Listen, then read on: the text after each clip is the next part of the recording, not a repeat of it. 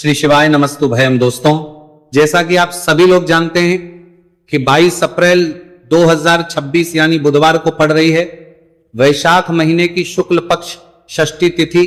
और दोस्तों, यह वह तिथि है जो वैशाख महीने में पड़ने वाली सबसे बड़ी तिथि है, क्योंकि यह वैशाख महीने में पड़ने वाली है और इसका बहुत ही बड़ा और विशेष महत्व होता है।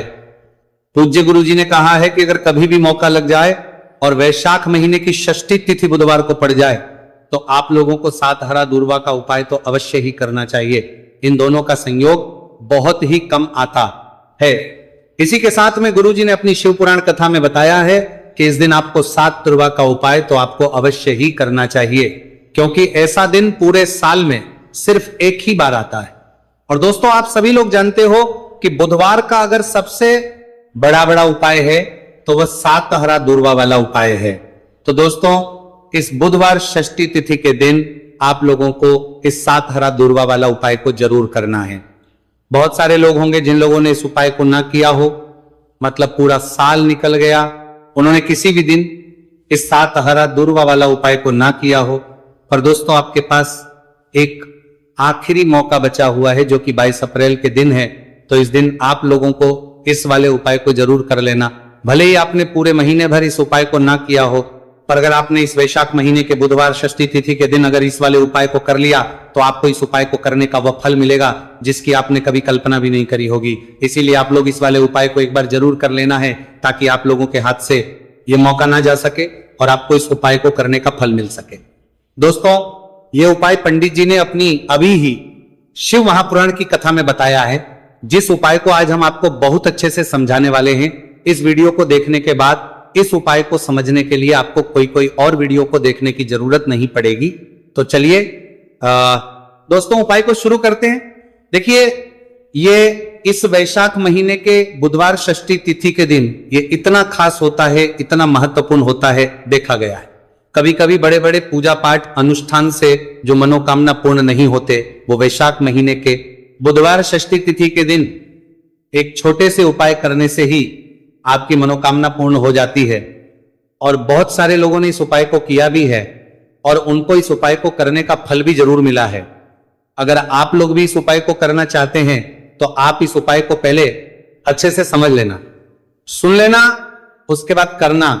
आपको इस उपाय का फल जरूर ही, और इस उपाय को कर लेने से आपके घर में चाहे किसी भी प्रकार की दुख और समस्या क्यों ना चल रही हो, आपको उसका कारण भी नहीं पता है कि भाई ये समस्या किस कारण से चल रही है, उसका पर्वत करने कुछ भी कारण हो सकता है। जैसे इसे पितृदोष हो सकता है या किसी भी तरह का मंगल दोष भी हो सकता है। तो इस दिन आप लोगों को यह वाला उपाय कर लेना है। यह एक ऐसा उपाय है जिस उपाय को अगर किसी विशेष दिन पर किया जाए तो भाई उस विशेष दिन का जो है वह तो मिलता ही मिलता है। पर हमने उस दिन पर इस उपाय को किया है तो हमें उससे भी बड़ा फल मिलता है, और फल बहुत जल्दी मिलता है, क्योंकि आप इस उपाय को बहुत ही बड़े और विशेष दिन पर कर रहे हो। तो चलिए अब उपाय के बारे में बात करते हैं, लेकिन उससे पहले आप लोगों को यह जानना आवश्यक है कि आखिर यह उपाय किस समय करना है, किसको करना है और कैसे करना है। तो चलिए हम आगे आपको वीडियो में एक एक करके बता देते हैं। उससे पहले अगर आप लोग हमारे चैनल पर पहली बार हैं तो हमारे चैनल वास्तविक जानकारी को सब्सक्राइब करना ना भूलें। और अगर आपके पास कोई सवाल है तो आप हमें कमेंट बॉक्स में बता सकते हैं। और अगर आपको हमारा वीडियो पसंद आया है तो आप हमें लाइक और शेयर करना ना भूलें। और अगर आपको हमारे चैनल की जानकारी चाहिए तो आप हमें फॉलो कर सकते हैं। और अगर आपके पास कोई प्रश्न है तो आप हमें कमेंट बॉक्स में बता सकते हैं। पहली बार आए हैं या फिर मेरी आवाज आज पहली बार सुन रहे हैं तो हमारे चैनल को सब्सक्राइब जरूर कर लेना, और इस वीडियो को करके कमेंट बॉक्स में श्री शिवाय नमस्तु भयम ओम नमः शिवाय जरूर टाइप कर देना। तो दोस्तों, इस सात दूर्वा वाला उपाय को हमें इस बुधवार षष्ठी तिथि के दिन कैसे करना है, किसको करना है, किस समय करना है और कहां पर करना है, ये सारे सवालों के जवाब आपको इस वीडियो में मिल जाएंगे। और जो ये वीडियो देखेगा भाई, उसको सात हरा दूर्वा वाला उपाय जरूर करना चाहिए, क्योंकि इस दिन सात दूर्वा का भी बहुत ही बड़ा और विशेष महत्व होता है। और जब बात आ जाए हरा दूर्वा की तो ये सोने पर सुहागा वाली बात हो जाती है, और यह एक बहुत ही बड़ा उपाय हो जाता है इस बुधवार षष्ठी तिथि का। तो अब दोस्तों, इस सात हरा दूर्वा वाला उपाय को आखिर करना किसको है, सबसे पहले हम लोग वो बात जान लेते हैं। तो देखो, घर की जो बड़ी माताएं बहनें होती हैं, उन माताओं बहनों में से कोई भी एक बड़ी माता बहन इस वाले उपाय को कर सकती है। और दोस्तों, अगर आप चाहें तो अपने घर में से सभी सदस्यों भी इस उपाय को करवा सकते हैं। अगर किसी व्यक्ति की खुद की कोई मनोकामना है, खुद की कोई दुख और परेशानी है जो कि वो अपने लिए ही करना चाहता है, इस वाले उपाय को तो वो खुद अपने लिए भी कर सकता है। बाकी अगर कोई घर में से ऐसा है जो कि अपने पूरे घर परिवार की सुख और शांति के लिए ये वाला उपाय करना चाहता है, तो भाई वो भी कर पर नहीं सकता है, उसमें भी कोई दिक्कत वाली बात नहीं है। कहने का मतलब यह है कि इस उपाय को हर सदस्य भी कर सकता है और पूरे घर परिवार के सदस्य के लिए घर की बड़ी माताओं बहनों में से कोई एक माता बहन भी कर सकती है। माताएं बहनें अगर घर में उपस्थित ना हो या वो ये वाला उपाय ना कर पा रही हो, तो फिर घर का कोई बड़ा सदस्य भी इस सात हरा दूर्वा वाला उपाय को कर सकता है, चाहे फिर वो पुरुष ही क्यों ना हो, उसमें कोई भी दिक्कत वाली बात नहीं है। अब दोस्तों, जो अगला प्रश्न निकल कर आता है वो ये आता है इसको लेकर कि आखिर इस उपाय को हमें किस समय करना है, सुबह के समय करना है कि शाम के समय करना है। तो देखो, इस वाले उपाय को आप लोग सुबह के समय भी कर सकते हो और शाम के समय प्रदोष काल में भी कर सकते हो। अब अगर आप पूछो कि भाई सबसे उत्तम समय कौन सा रहेगा इस सात हरा दूर्वा वाला उपाय को करने का, तो हम आपसे बस यही कहेंगे कि इस उपाय को आप सुबह के समय करेंगे तो ज्यादा बेहतर होगा। बाकी अगर प्रदोष काल के समय भी करेंगे तो भी अच्छा होगा, उसमें कोई भी दिक्कत वाली बात नहीं है।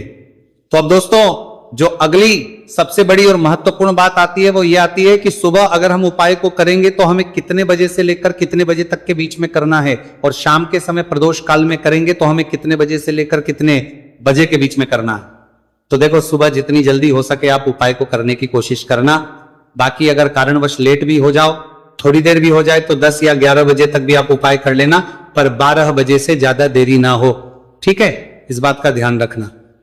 उसके बाद में दोस्तों, अगर शाम के समय प्रदोष काल की बात करें, प्रदोष काल का जो समय है होता है वो शाम के 6 बजे से शुरू हो जाता है। मतलब शाम के 6 बजे से लेकर शाम के 6 बजे से रात के 8 बजे के बीच का जो समय होता है, यह समय प्रदोष काल का समय होता है। तो इस उपाय को 7 या 8 बजे के बीच में भी कर सकते हो। मैं आप कभी भी इस वाले उपाय को कर सकते हो, उसमें कोई भी दिक्कत वाली बात नहीं है। तो वैशाख का महीना ही है जो आपको धन दौलत पुण्य दोनों ही देने वाला है। वैशाख के महीने में तुलसी का पूजन करके, श्री हरि विष्णु से जुड़े हुए कुछ उपाय करके आप अपने जीवन की निर्धनता, धन से जुड़ी समस्याएं, कर्जे से जुड़ी समस्याओं को हमेशा के लिए दूर कर सकते हैं। भगवान विष्णु को तुलसी अति प्रिय है, इसीलिए उनकी पूजा में भी विशेष रूप से हम तुलसी का उपयोग करते हैं। और बिना तुलसी दल के, बिना तुलसी मैया के श्री हरि विष्णु की पूजा और उनका भोग दोनों ही अधूरे होते हैं। इसीलिए वैशाख के महीने में ऐसा उपाय आपको बताने वाले हैं जिसे करने से श्री हरि विष्णु की असीम कृपा आपको मिलेगी और मां तुलसी से ऐसा आशीर्वाद मिलेगा। जीवन का हर दुख, हर कष्ट, गरीबी, निर्धनता, कर्जे से जुड़ी समस्याएं, सब कुछ ही आपके जीवन से दूर हो जाएगा और सुख, समृद्धि, धन, वैभव, ऐश्वर्य सब कुछ आपको अपने जीवन में आसानी से मिलने लगेगा। तो चलिए बात कर लेते हैं कि कौन सा उपाय है, तुलसी के पौधे में कौन सी चीज आपको रखनी है और इस उपाय को किस समय करना है। देखिए, सबसे पहले तो आपको बता दें कि अगर आपके घर में तुलसी का पौधा नहीं है तो वैशाख के महीने में एक तुलसी का पौधा अपने घर में लाकर जरूर लगाएं, क्योंकि वैशाख के महीने में जो लोग अपने घर में तुलसी जी का पौधा लाकर लगाते हैं, मां तुलसी का पूजन करते हैं, कभी भी मां तुलसी उनके घर में निर्धनता नहीं रुकने देती। हमेशा उनके घर में धन की वृद्धि होती है, धन की वर्षा होती है। तो जरूर से तुलसी का पौधा आप वैशाख के महीने में अपने घर जरूर लेकर आए और अच्छे से आपको मां तुलसी का पूजन करना है, मां तुलसी के पौधे की देखभाल करनी है। और वो कौन चीज है जो आपको तुलसी के पौधे में वैशाख के महीने 22 अप्रैल बुधवार षष्ठी तिथि में रखना है, और कैसे ये चीज रखते ही रातों रात आपके जीवन में चमत्कार होगा और आपके भाग्य का भी आपको साथ मिलेगा। तो देखिए, इस वीडियो में जितने भी उपाय हम आपको बताएंगे सभी उपाय सरल है। देखो, गुरुजी ने कहा है कि बुधवार के दिन आपको सात हरा दूर्वा वाला उपाय तो अवश्य ही करना चाहिए। वीडियो के अंतिम में आपको उपाय बताया है, आपको करना है। देखो, आगे बढ़ने से पहले वीडियो को एक लाइक जरूर करें। देखो, सबसे पहला उपाय, यदि आपके जीवन में कर्जा बहुत अधिक है, आपके जीवन में संकट बहुत अधिक रहते हैं, आपके ऊपर बहुत अधिक विपदा आ रही है, बार बार आपको अपने व्यापार में और अपने धन में हानि देखने को मिल रही है, यानी कि आपको प्रत्येक कार्य में हानि हो रही है, तो आपको यह उपाय करना चाहिए। इस उपाय को करने के लिए आपको दो चीजों की आवश्यकता होगी। सबसे पहले है, आप जानते हो, जो कि भगवान गणेश जी को समर्पित होती है, तो आपको वह हरा दुर्वा की आवश्यकता होगी। साथ ही में एक लोटा जल की आवश्यकता होगी। और आप जब भी उपाय को करें, जिसमें दिन भी आपको करें, तो आपको प्रातः कल सुबह ही सुबह वो करना है। इस बात का विशेष रूप से आपको ध्यान रखना है, ठीक है। तो आपको एक हरा दुर्वा लेनी है। अगर आधा हरा दुर्वा भी मिल जाती है तो भी कोई दिक्कत नहीं है, बस आपको हरा दुर्वा है। अगर आपको सुबह भी मिल जाती है, ज्यादा ना मिले तो उस स्थान पर एक हरा दुर्वा भी ले सकते हैं। हरा दुर्वा आपको आसानी से कहानी पर भी मिल जाएगी। बस याद रखिएगा, शुद्ध दुर्वा, और मतलब उसे शुद्ध करके ही उपयोग में लीजिएगा, है ना। तो आपको करना क्या है, एक हरा दुर्वा या एक से ज्यादा भी हरा दुर्वा आप लोग ले सकते हैं। तो एक हरा दुर्वा अपनी ले लीजिए, एक हरा दुर्वा के साथ में आप एक लोटा जल ले लीजिए, और इन दोनों ही चीजों को लेकर शिवाजी के मंदिर पहुंच जाइए। जी के मंदिर पहुंचकर सबसे पहले आप शिवाजी के पास में बैठ जाइए। शिवाजी के पास में बैठने के बाद जो शिवाजी की शिवलिंग होगी, शिवलिंग के ऊपर सबसे पहले आपको यह दुर्वा को समर्पित करना है। दुर्वा को कुछ इस प्रकार से समर्पित करना है कि जो दुर्वा की दांडी का मुख होगा वह जलधारी की तरफ हो, जहां से जल नीचे करता है ना। और जो हरा दुर्वा का मिला हुआ भाग होगा वो अपने आप शिवाजी के पीछे की तरफ हो जाएगा, ठीक है। तो इस प्रकार से ये हरा दुर्वा का, ये दुर्वा आपको भगवान शिवाजी का शिवलिंग के ऊपर समर्पित करनी है। और जो एक लोटा जल आप अपने साथ लेकर आए हैं, इसी दूर के ऊपर भगवान शिव जी के शिवलिंग के ऊपर एक धारा से आपको समर्पित कर देना है, ठीक है। अब यहां पर देखने बात यह है कि यह उपाय इस व्यक्ति को करना है जिस व्यक्ति की नौकरी नहीं लग रही हो, जो व्यक्ति परीक्षा में पास होना चाहता हो, तो इस व्यक्ति को अपने हाथों से इस उपाय करना है, तभी उपाय कम करेगा, ठीक है।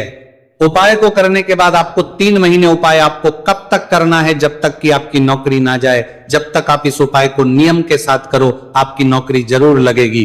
अब बात करते हैं दूसरे उपाय के बारे में। तो देखिए, दूसरे उपाय जो है, देखिए इस उपाय के लिए आपको मात्र 1 लौंग का जोड़ा लेना है, यानी कि 2 फूल वाली लौंग लेनी है। साथ में आपको मात्र थोड़ा सा शहद लेना होगा, और इसी के साथ में आपको तांबे के पात्र अंदर शुद्ध जल लेना होगा। अब देखिए, इन सभी सामग्रियों को लेकर के आपको भगवान शिव के मंदिर में पहुंच जाना है। देखिए, ये उपाय आप सुबह से लेकर शाम तक कर सकते हैं। तो वो सबसे पहले तो आपके पास जो 2 फूल वाली लौंग हैं, उन्हें आपको शहद के अंदर अच्छे से डुबो है, यानी कि दोनों लौंग पर आपको अच्छे से शहद का लेपन कर देना है। अब आपको जो आपके पास 1 लोटा जल है, सबसे पहले तो उसे शिवलिंग पर धीरे धीरे समर्पित करना है, और श्री शिवाय नमस्तुभयम इसका जाप करते हुए समर्पित कर देना है। अब आपके पास जो 2 फूल वाली लौंग है शहद से, उसे आपको शिवलिंग पर अर्पित करना है, और आपको प्रार्थना करनी है कि जीवन में जो रोग की स्थिति है वह समाप्त हो, जीवन के जो संकट और समस्याएं हैं वह सभी समाप्त हो, जीवन से जो कर्ज की समस्या है वह समाप्त हो। इस प्रकार से प्रार्थना करते हुए ये जो 2 फूल वाली लौंग ही शहद संयुक्त आपको शिवलिंग पर अर्पित कर देनी है। आपकी जो भी समस्या होगी इस बुधवार के दिन अवश्य ही समाप्त हो जाएगी। तो इस प्रकार से आपको पहला उपाय करना है। अब हम बात कर लेते हैं दूसरे उपाय के बारे में। देखिए, यह उपाय आपके लिए सर्वश्रेष्ठ होने वाला है। देखिए, इस उपाय के लिए आपको चाहिए होंगे 5 हरा मूंग के दाने, और मूंग के दाने कहीं से भी खंडित नहीं होने चाहिए, इस बात का ध्यान रखें। और इसी के साथ मैं आपको एक तांबे के पात्र के अंदर अपने घर से शुद्ध जल 1 लोटा जल ले लेना है। अब दोस्तों, इन सभी सामग्रियों को लेकर के आपको सीधे पहुंच जाना है भगवान शिव के मंदिर में। देखिए, इस उपाय को भी आप सुबह भी कर सकते हैं और शाम के समय में भी कर सकते हैं। देखिए, भगवान शिव के मंदिर में पहुंचने के बाद आपके पास जो 5 हरे मूंग हैं, उनमें से पहला जो हरा मूंग है, आपको शिवलिंग के सामने जो नंदी महाराज होते हैं और उनका जो पैर उठा हुआ होता है, वहां पर आपको पहला हरा मूंग समर्पित करते हैं, और आपको श्री शिवाय नमस्तुभयम इसका जाप कर लेना है। फिर आपको दूसरा हरा मूंग लेना है, और शिवलिंग पर जो श्री गणेश जी वाला स्थान होता है, वहां पर आपको ये दूसरा हरा मूंग समर्पित कर देना है। यानी कि शिवलिंग के सीधे तरफ आपको ये दूसरा हरा मूंग समर्पित करना है, और फिर आपको ओम गण गणपते नमः या फिर ओम श्री गणेशाय नमः इसका जाप कर लेना है। तीसरा हरा मूंग का दाना आपको भगवान शिव की सबसे प्रिय पुत्री माता अशोक सुंदरी वाले स्थान पर समर्पित करना। शिवलिंग की जो जलाधारी होती है, जहां से जल बह करके आता है, उसी जलाधारी के बीच में जो कहीं कहीं उठी हुई लाइन होती है सांप की आकृति के रूप में, वहीं पर आपको तीसरा हरा मूंग समर्पित करना है और फिर आपको ओम नमः शिवाय इसका जाप कर लेना है। अब दोस्तों, चौथा जो हरा मूंग है उसे आपको भगवान कार्तिकेय जी का जो स्थान होता है शिवलिंग पर, वहां पर आपको ये चौथा हरा मूंग का दाना समर्पित कर देना है और आप ओम नमः शिवाय इसका जाप कर लेना है। अब दोस्तों, आपके पास जो पांचवा और अंतिम हरा मूंग बचा हुआ है, उससे जल के पात्र के अंदर डाल देना है और इस हरे मूंग से युक्त जल से आपको भगवान शिव के शिवलिंग का अभिषेक कर देना है। जल आपको बिल्कुल धीरे धीरे समर्पित करते जाना है और लगातार आपको शिव महापुराण के मूल श्री शिवाय नमस्तुभयम इसका जाप करते रहना है। फिर आपको शिवलिंग के आगे बैठकर, यदि आप अपने बच्चों के लिए ये उपाय कर रहे हैं, यदि आप अपने बच्चों की बुद्धि ज्ञान और विवेक के लिए उपाय कर रहे हैं, तो उसके लिए आपको प्रार्थना कर लेनी है, या फिर व्यापार में वृद्धि करने के लिए ये उपाय कर रहे हैं तो उसकी कामना करते हुए आपको प्रार्थना कर लेनी है, या फिर अपनी नौकरी के लिए कर रहे हैं, या फिर अपने इंटरव्यू के लिए, या फिर धन की प्राप्ति के लिए कर रहे हैं। जिस भी कामना के लिए आप उपाय कर रहे हैं उसे परिपूर्ण करने के आपको महादेव से प्रार्थना कर लेनी है और फिर आपको वापस अपने घर आ जाना है। पूज्य गुरुजी ने कहा है कि जो भी व्यक्ति इस उपाय को कर लेता है तो यकीन मानिए आपके जीवन की जो सारे संकट, कष्ट और बाधाएं ही वह सभी समाप्त होंगे। अब हम बात करते हैं अगले उपाय की। इस उपाय के लिए आपको एक दीपक लेना है। दीपक आप मिट्टी का भी ले सकते हैं और शुद्ध आटा मढ़कर उसका दीपक भी आप तैयार कर सकते हैं।